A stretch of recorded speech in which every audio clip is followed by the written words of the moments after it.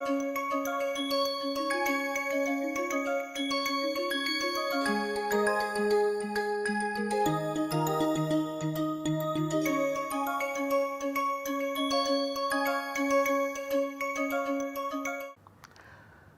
welcome to today's lecture.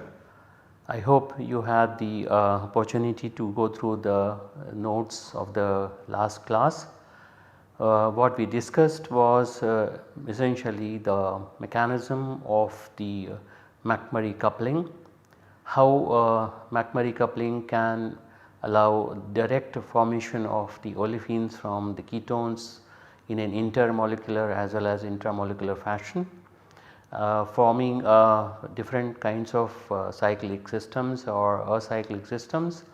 But since the formation of the acyclic molecules did not have a control over stereochemistry, we considered several possibilities of the mechanism, and we ruled out the two possibilities in which the hydroxy groups could be attached to one titanium or two different titanium these atoms, and of course then we settle for the mechanism in which the coordination or the kind of attachment to the titanium 0 surface allows the reaction to proceed. The conditions we discussed also where we can straight away stop the reaction after the coupling up to the diol stage, and we also can allow this diol under the same conditions in a refluxing way to form the corresponding olefin. This also can be done both in an intermolecular as well as intramolecular fashion. So, these detailed titanium 0 based McMurray coupling we had discussed mechanistically, and also saw the synthesis of humulene, which is relatively difficult to do under normal conditions, but this one step procedure allows the formation of medium sized ring also. Of course, we discussed the disadvantages also, that these conditions do not allow many other functional groups to be tolerated, but then there are advantages of getting such a coupling in one step. Then we discussed the reduction of alpha beta unsaturated systems, especially the bicyclic enone systems where the hydrogen or the electrophile attaches at the junction, and obviously we came out with a discussion in which the incoming electrophile attaches always from the axial side and not from the equatorial side. There were again three possibilities that we considered, the three types of conformations: cis decalin having two different types of possibilities and trans decalin having one possibility, and we ruled out based on steric factors as well as stereoelectronic factors, and settled for the formation of a product like this, which is very useful in the steroidal systems or interpenoid systems based on the predictions or the rule devised by Gilbert Stork. Now we look at new reducing agents which is basically a silane based reducing agent. So as we can see that there are many commonly used reducing agents are reactive complex metal hydrides that are soluble in organic solvents. So like for example sodium borohydride or lithium aluminum hydride or dibol, or likewise similar reagents having different organic ligands on the hydride carrier atom are also commonly used. We have discussed all these earlier cases. For example, if we take in the case of lithium aluminum hydride, we can have the OR here, and we can have a reagent of this type where we increase the bulk and also the hydrophobicity.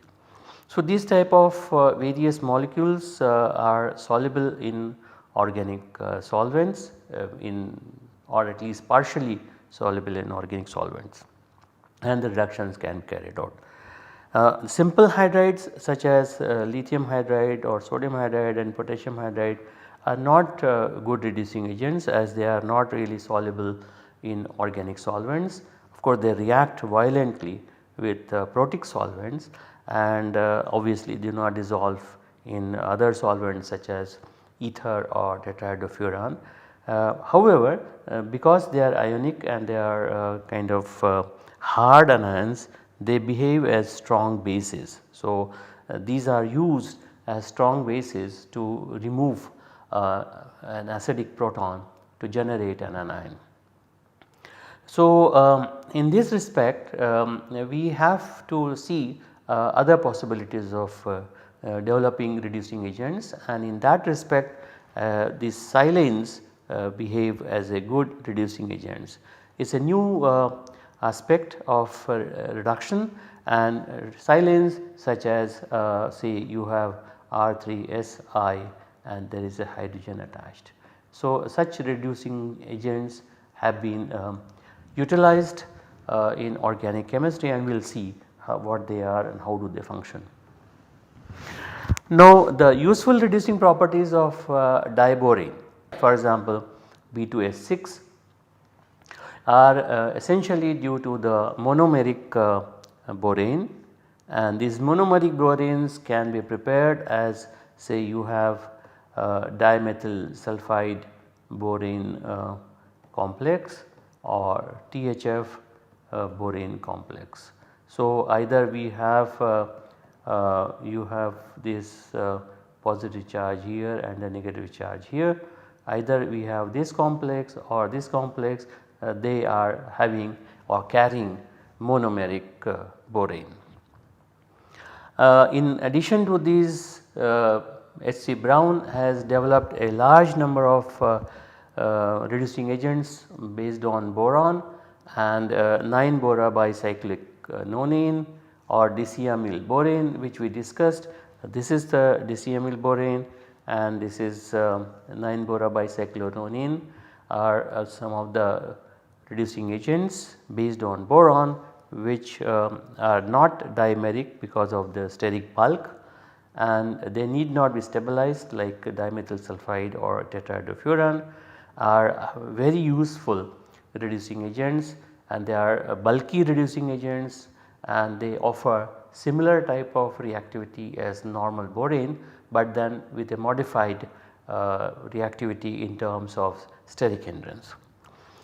Since electronegativity and ionization potential of silicon is close to boron, so as you can see here 1.90 and 2.04 and 8.15 electron volt and 8.30 electron volt. So, they are very close to each other, the silicon and the boron. Therefore, suitable derivatives of the pyrophoric gas silane. Now, if we start analyzing BH3, which is existing as B2S6, and if we compare it with SiH4, there is a problem.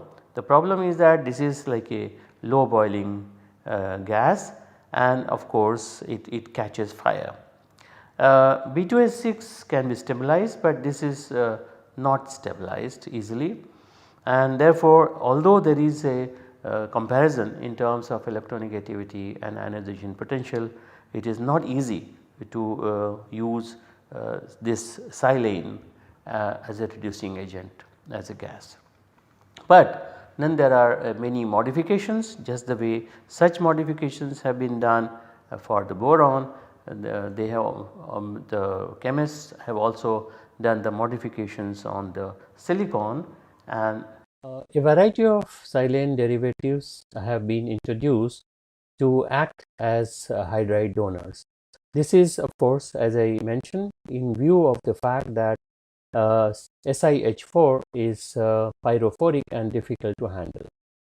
Now, in most of the cases they act as hydride donors, but in some cases it has also been found that some of the silicon derivatives act as hydrogen transfer agents in radical fashion.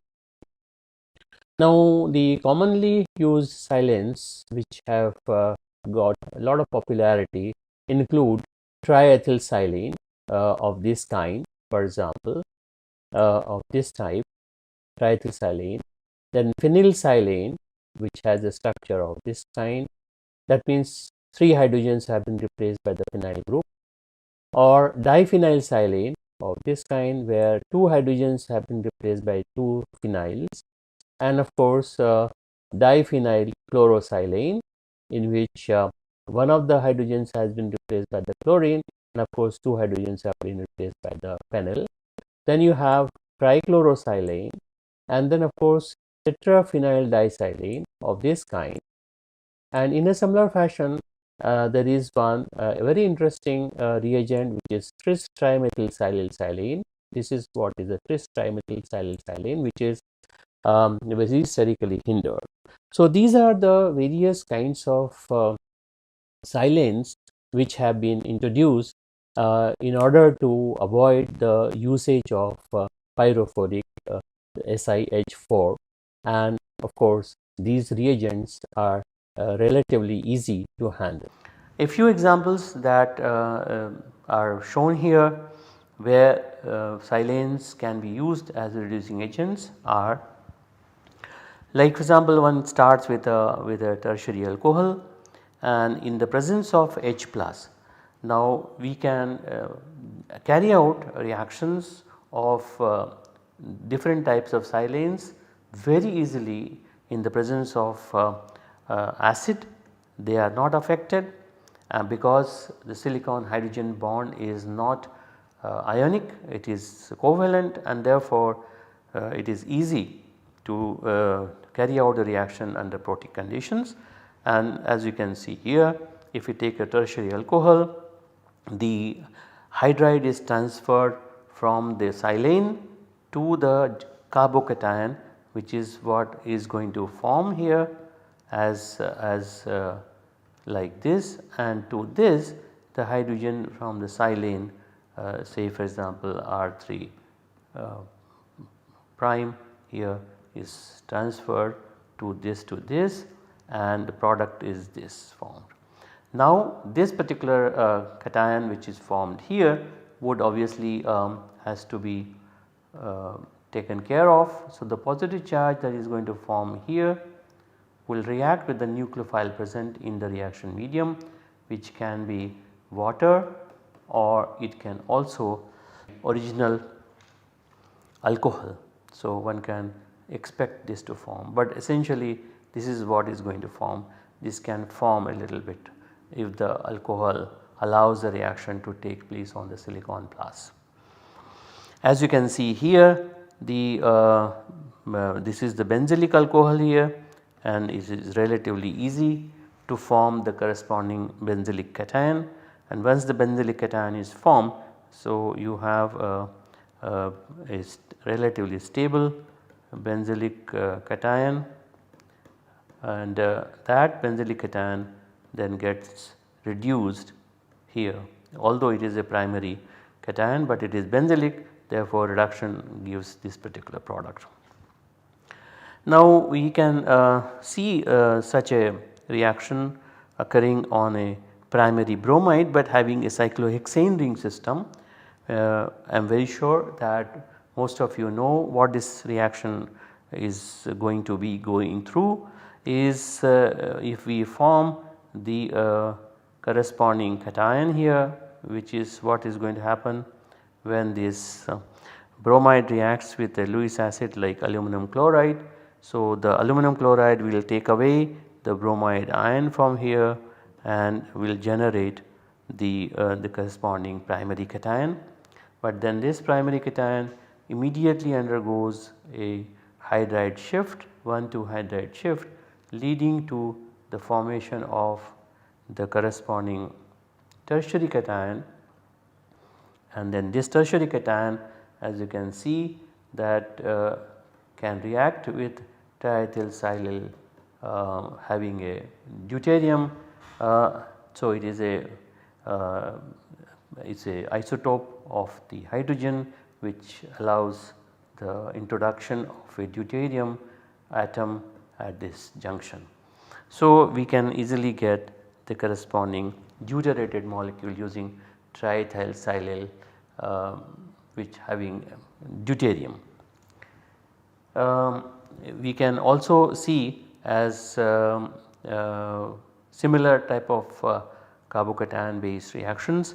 If we start with a cycloheptyl bromide, they got 39% of the direct reduction and 26% after the rearrangement. That means here again one can expect the cation to form in here, but then there is a shift of this particular bond to form a primary cation, which is what would look similar to what we did it earlier, and then this leads to again carbocation shift and forming this tertiary cation, and that is what is leading to the formation of this particular molecule in 26% yield. But it is interesting to see that if we take a simple 1-pentene, so something like this, if we take here 1, 2, 3, 4, 5, this does not get reduced because we do not have a strong possibility of generating a stabilized or stable cation. On the other hand, if we take 1-methyl cyclohexene, it can easily form the corresponding tertiary cation, something like this, where the positive charge is here and the reduction can lead to the formation of such a molecule. So, there is a contrast between the two of them. This cannot form a stable cation, whereas this can form stable cation, and therefore the reaction takes place. So, what I want to apply here is that the reduction of molecules which are easy to form a cation can easily give the reduced product, and one can get the corresponding deoxygenated product. If it is from an alcohol or if it is from a halide, then obviously it is also a replacement of the carbon halogen bond with carbon hydrogen bond. If we take the triethyl silane and we use rhodium reagent or a catalyst, then it is found that it proceeds via an enol silyl ether. That means a reduction does occur at this junction because it is now modified reducing agent, and it forms the corresponding enol silyl ether, which upon hydrolysis give the corresponding ketone, where there is a hydrogen attached here. So, there is a hydrogen attached here. Now, how does this reaction occur? We would like to see. So, if we take an enone of this kind and react with a silane reagent in the presence of this Wilkinson's catalyst, then it is found that these two different types of reducing agents were basically utilized, and they lead to two different types of products. For example, the first reducing agent in which there is only one hydrogen, that means this particular reagent contains one hydrogen, and that gives the 98% of the corresponding saturated ketone via obviously enol silyl ether. That means this reaction must be going via the enol silyl ether, and this gives the corresponding ketone. So, this is the intermediate that must be forming. While in the second case, when there are two hydrogens PH2 SiH2, it is seen now that the reduction takes place directly onto the carbonyl carbon. In this case, the reaction had taken place at the 4th carbon here. So, we have to see that how does it happen. So, if we have this catalyst, rhodium catalyst, and react with any silane, this is what we are expecting to get it, where R3 can be, these 3 R's can be 2 R's and one more hydrogen or whatever. So, when this particular modified reagent interacts with the enone, it is proposed that this interacts with the rhodium here through the oxygen, and immediately there is a carbon rhodium bond forming such an intermediate. Now, this is the first intermediate that can form. Now, this intermediate can be in such a way that this particular part of the intermediate can go to the 4th position, that is on the other end of the double bond, forming this intermediate, where if the hydrogen is transferred to this carbon, then we get this intermediate, which is 1,4 addition, and after hydrolysis here H plus water can give this ketone. But if this hydrogen is directly transferred to this particular carbon atom and the rhodium goes off, then we get 1,2 reduction product which upon hydrolysis. So, we can say that upon hydrolysis of the oxygen silicon bond we get 1,2 addition. So, you can have either a 1,2 addition or a 1,4 addition if we invoke such intermediates. Now, we see now how it is happening. What has been suggested is in the case of di and trihydrosilanes, that means if we have more of hydrogens attached, the bulkiness of the siloxy group is much smaller. So, that means if this particular part is considered, and if there are trihydro, di or trihydro, that means we are talking about RH2 SiO kind of species, we are talking about it, or trihydro, you have H3SiO part of it. That means the bulkiness of the siloxy group is reduced, is smaller than that one can think about monohydrosilanes. So, for example, if you have here R2HSiO, so you have 2 of the R groups and only 1 hydrogen here. So, this is a monohydrosilane, this is a dihydrosilane, this is a trihydrosilane. So, the bulkiness of the siloxy group is much smaller in these cases compared to monohydrosilanes, and the hydride shift is easier since the participation of the polyhydrosilanes in the hydride migration step is much easier. Like for example, if we have something like this, then the hydrogen is immediately migrated here than of monohydrosilanes, either by steric reasons or by reactivity for oxidative addition. Thus 1,2 addition takes place. So, in such cases where the bulkiness is reduced, we get the hydrogen transfer because there is not much steric hindrance, and therefore, this is relatively stable and immediately hydrogen is transferred. Now, 1,2 addition takes place exclusively, especially when the polyhydrosilanes are used in high concentration. So, you allow this where the R3 groups are more of hydrogens, and therefore, this is relatively stable, there is not much steric hindrance and it goes. In the case of monohydrosilanes, when there is hydrogen only is 1 present, that means on the rhodium there is only 1 hydrogen has come from the silane that we have used, and R3 is larger groups.